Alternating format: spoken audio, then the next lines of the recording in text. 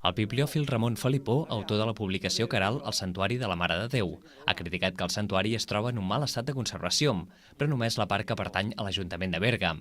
L'any 1974, mossèn Ballarín va dividir el patrimoni entre el consistori i el bisbat, que a diferència de l'Ajuntament ha mirat per la conservació del santuari.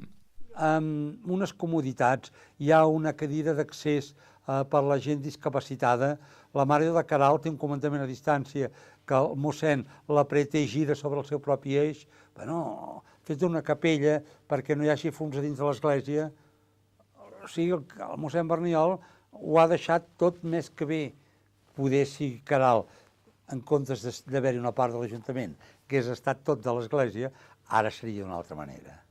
Ramon Felipó ha denunciat aquesta situació coincidint amb la presentació de la tercera edició del llibre Caral al santuari de la Mare de Déu, un llibre record editat per Llibres de l'Índex que permet aprofundir sobre el santuari.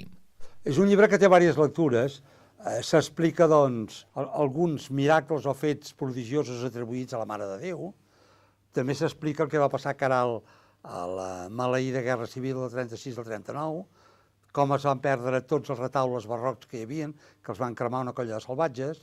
Ramon Felipó preveu una quarta edició del llibre el 2016 coincidint amb el centenari de la construcció i espera que en aquest temps la part del santuari de Caral, que no s'ha conservat, ja faci una altra cara.